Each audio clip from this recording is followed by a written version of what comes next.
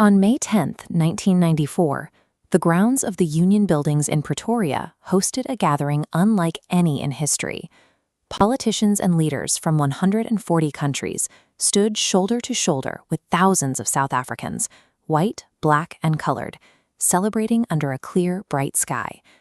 The South African military jets and helicopters roaring overhead served a specific, practical purpose. They were demonstrating the armed forces' explicit loyalty to a newly elected democratic government. Standing beside his daughter Zenani, Nelson Mandela took the presidential oath.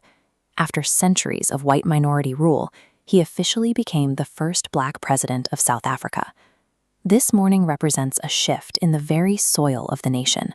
It marks the birth of a society where human dignity might finally be shared by everyone, regardless of their skin color.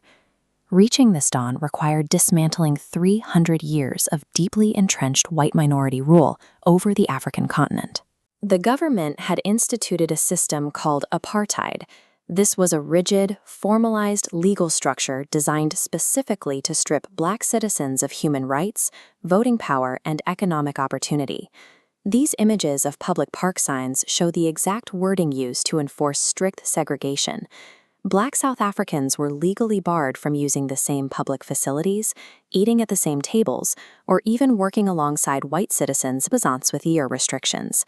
This legalized cruelty inflicted a deep societal wound. It severed South Africa's diplomatic ties, isolating the nation from the rest of the global community for decades. As a young boy, Mandela's understanding of freedom was entirely physical. To him, liberty meant running through the fields near his mother's hut, swimming in the local streams, and cooking meals under the open stars. But as he grew older, he realized this boyhood freedom was an illusion. He saw that his entire community was chained by restrictive racial laws, and their basic self-respect had been stripped away by the state. To fight for the liberation of his people, he joined the African National Congress. His focus shifted from seeking personal independence to demanding basic rights for all black South Africans. This decision carried a severe personal cost. The government labeled him a criminal, tearing him away from his wife and family. The physical consequence of his rebellion was 27 years of isolation.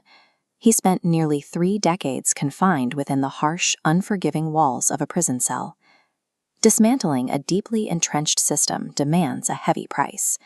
Individuals must willingly forfeit their own personal liberties to ensure the collective survival of their people. Through those long decades in prison, Mandela's daily endurance was fueled by the knowledge that he was not the first. Generations of patriots had fought, suffered, and died long before he ever took up the cause.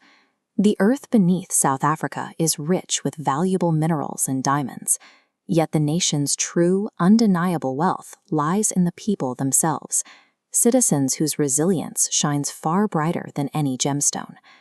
Men like Walter Sisulu, Oliver Tambo, and Chief Luthuli dedicated their entire lives to breaking the apartheid system, risking everything for a single, unifying idea.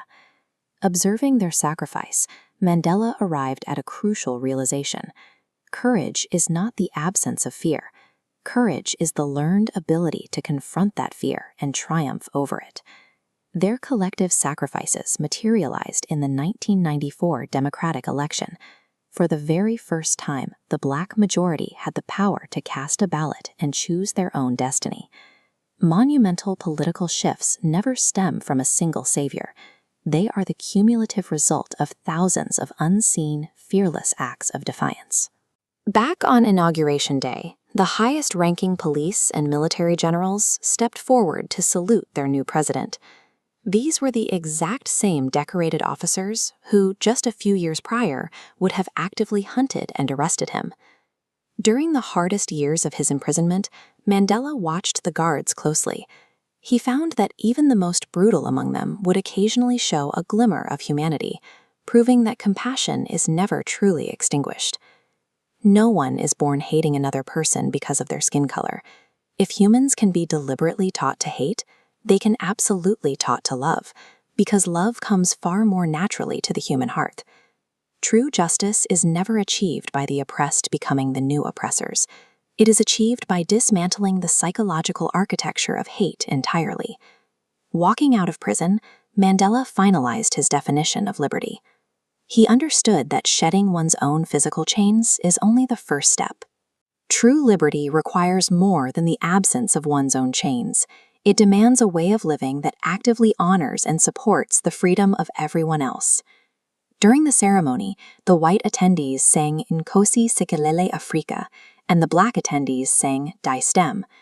Two separate national anthems rang out simultaneously, merging a fractured society into a single unified nation. Mandela rejected the instinct for retribution. He chose the grueling work of unity, establishing himself as the architect of a new, inclusive South Africa. True liberation is a continuous, collective journey of mutual respect, and through that ongoing effort, the sun will never set on this glorious human achievement.